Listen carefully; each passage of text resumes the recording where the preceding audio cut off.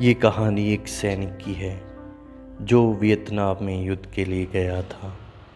युद्ध समाप्त होने के बाद जब उसके घर लौटने की बारी आई तो उसने अपने माता पिता को सैन फ्रांसिस्को से फ़ोन किया।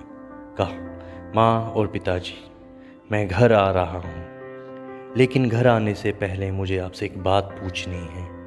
मेरा एक दोस्त है जिसे मैं अपने साथ घर लाना चाहता हूँ।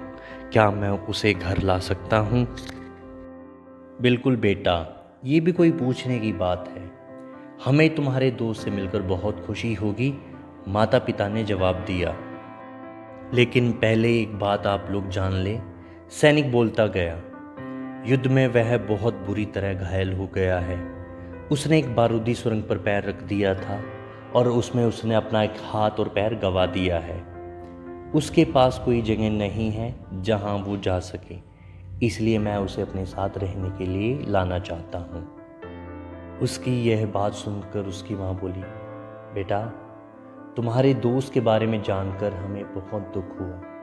हो सकता है हम उसके रहने के लिए कोई जगह तलाश कर सकें। लेकिन सैनिक बोलता है, नहीं माँ, मैं चाहता हूँ कि वो हमारे साथ रहे।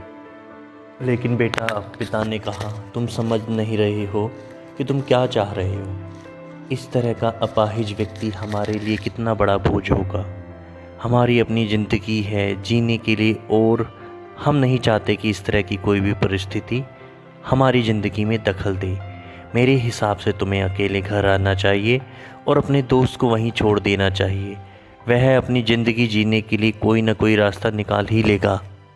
सुनकर उस सैनिक ने फ़ोन रख दिया।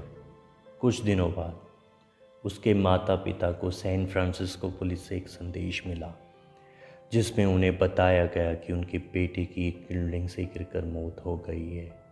पुलिस के हिसाब से ये एक सुसाइड केस था। दुखी माता पिता ने तुरंत ही सैन फ्रांसिस्को के लिए फ़्लाइट बुक कराई और वहाँ पहुँच गए। वहाँ उन्हें शहर के मुर्दाघर ले जाया गया ताकि वे अपने बेटे की पहचान कर सके। उन्होंने उसकी पहचान कर ली, किंतु ये देखकर उनकी कँपकपी छूट गई कि उनके बेटे का बस एक हाथ और एक पैर था। दोस्तों, इस कहानी में जो माता पिता हैं वे हम में से बहुत से लोगों की तरह हैं जो अपनी सुविधाओं को सबसे अधिक महत्व देते हैं। वे उन लोगों से प्यार करना या रहना या समय बिताना चाहते हैं जो दिखने में अच्छे हैं, स्वस्थ हैं या फिर जिनके साथ रहकर उन्हें मज़ा आता है।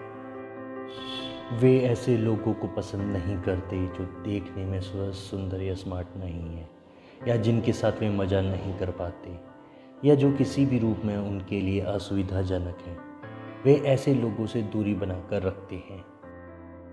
लेकिन कभी कभी उनके इसी व्यवहार के कारण उनके सामने ऐसी परिस्थितियां उत्पन्न हो जाती हैं जब उन्हें पछताना पड़ता है।